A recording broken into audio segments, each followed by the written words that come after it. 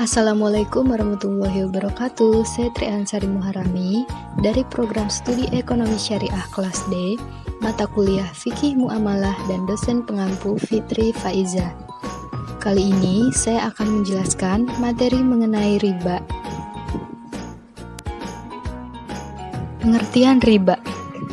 Menurut bahasa, berasal dari kata raba'a yarbu, ribaan yang berarti az-ziyadah, tambahan, bertambah atau tumbuh, pertumbuhan, naik, membengkak, bertambah dan tambahan, berkembang anu, meningkat al-irtifa, membesar al-ulu.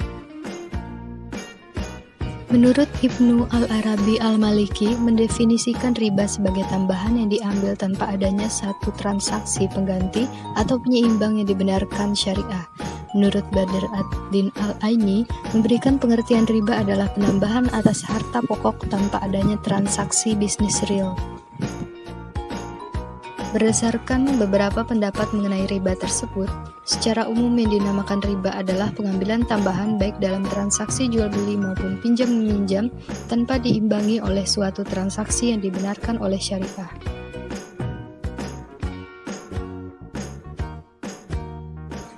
Atau dengan kata lain, merupakan pengambilan tambahan baik dalam transaksi jual beli maupun pinjam meminjam secara batil atau bertentangan dengan prinsip muamalah dalam Islam.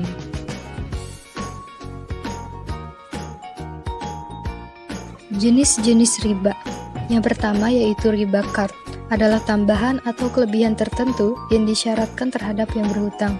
Semisal, seseorang yang meminjamkan sejumlah uang dengan syarat mengambil keuntungan, baik berupa materi maupun jasa pada saat pengembalian. Yang kedua yaitu riba jahiliyah, terjadi pada saat utang yang dibayar melebihi pokok akibat ketidakmampuan peminjam membayar utang pada waktu yang ditetapkan. Sebagai contoh, pemegang kartu kredit yang belum atau tidak melunasi dana peminjaman akan dikenai bunga. Yang ketiga yakni riba fadl, merupakan riba akibat pertukaran barang ribawi sejenis dengan kadar atau takaran yang berbeda. Pertukaran semacam ini mengandung gharar atau ketidakjelasan bagi kedua pihak akan nilai masing-masing barang yang dipertukarkan. Yang keempat yaitu riba nasi'ah, adalah riba yang terjadi karena penangguhan, penyerahan atau penerimaan jenis barang ribawi yang dipertukarkan dengan jenis barang ribawi lainnya. Pada barang yang diserahkan hari ini dengan barang yang diserahkan kemudian terdapat perbedaan, perubahan atau tambahan. Dasar hukum pelarangan riba, diantaranya yakni Allah menghalalkan jual beli dan mengharamkan riba. Quran Surah Al-Baqarah ayat 275.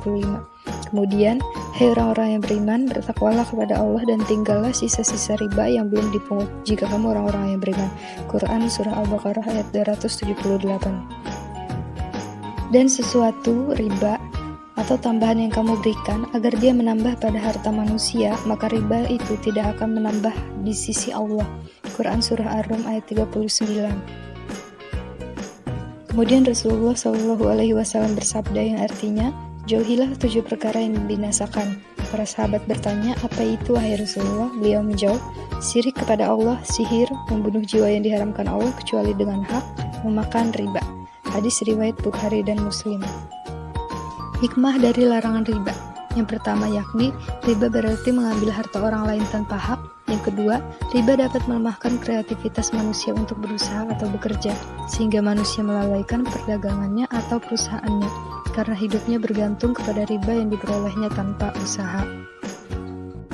Yang ketiga yakni, riba menghilangkan nilai kebaikan dan keadilan dalam utang piutang karena pemakan riba adalah orang yang zalim dan akibat dari kezalimannya adalah kesusahan.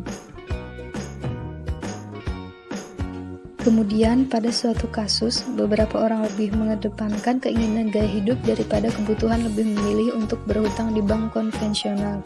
Lalu bagaimana cara mengatasi tindakan yang menyebabkan terjadinya riba karena menggunakan bank konvensional tersebut untuk berhutang? Karena beberapa masyarakat dalam hal mengatur keuangan lebih mementingkan segala keinginan hidup terpenuhi demi kepuasan semata tanpa menyadari bahwa hal tersebut hanya membuat mereka untuk melakukan hal yang menyusahkan diri sendiri, segala hal yang menyangkut keinginan akan kepuasan duniawi semata, tanpa berpikir bahwa kebutuhan hidup jauh lebih penting, semestinya harus disadari. Selain itu juga perlu diperhatikan mulai dari antara kebutuhan baik primer atau kebutuhan sekunder. Kemudian Islam melarang segala hal yang berlebih-lebihan, tidak membiasakan bermewah-mewahan, serta menyeimbangkan segala bentuk pemasukan dan pengeluaran keuangan. Saat ini tentu tidak sulit lagi untuk menemukan bank yang sudah menerapkan segala prinsip keuangan sesuai dengan syariat Islam tanpa menjurus ke arah riba, yang mana sebagai seorang muslim, kita seharusnya menerapkan perbankan syariah tersebut. Kemudian pada kasus kedua yang paling umum terjadi, yakni seperti meminjam uang pada pihak bank konvensional yang kemudian akan dikembalikan pada waktu tempo 1 tahun. Namun pihak bank tersebut memberikan kewajiban untuk membayarkan dengan jumlah yang lebih besar dari jumlah pokok yang dipinjam sehingga terjadilah riba. Rasulullah Shallallahu Alaihi Wasallam telah melaknati pemakan riba, yakni rentenir, orang yang memberikan atau membayar riba, yakni nasabah, penulisnya atau sekretaris, dan juga 2 orang saksinya. Dan beliau juga bersabda, mereka itu sama dalam hal dosanya. Hadis riwayat Muslim. Dalam kasus ini sudah jelas bahwasanya segala tindakan yang mengarah pada riba seharusnya benar-benar harus dihindari.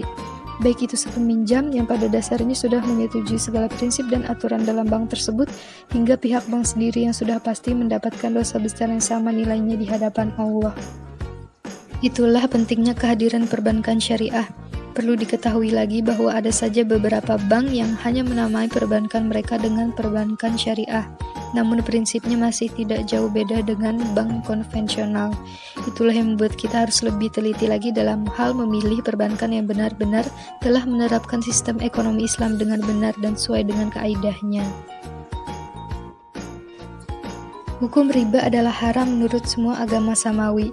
Kemudian agama Islam datang dan menguatkan hukum tersebut. Allah Subhanahu wa Ta'ala tidak mengizinkan memerangi orang yang berbuat maksiat kecuali terhadap orang-orang yang makan dari hasil riba.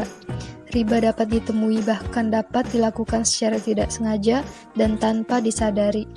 Oleh sebab itu, konsep fikih muamalah tentang riba yang diterapkan bukan hanya diterima dari materi, namun juga harus diterapkan secara langsung dalam kehidupan sehari-hari. Kiranya sampai di sini saja pembahasan yang dapat saya sampaikan. Jika terdapat salah kata atau khilafnya, mohon dimaafkan. Dan semoga pembahasan kali ini bermanfaat bagi kita semua. Sekian dan terima kasih. Wassalamualaikum warahmatullahi wabarakatuh.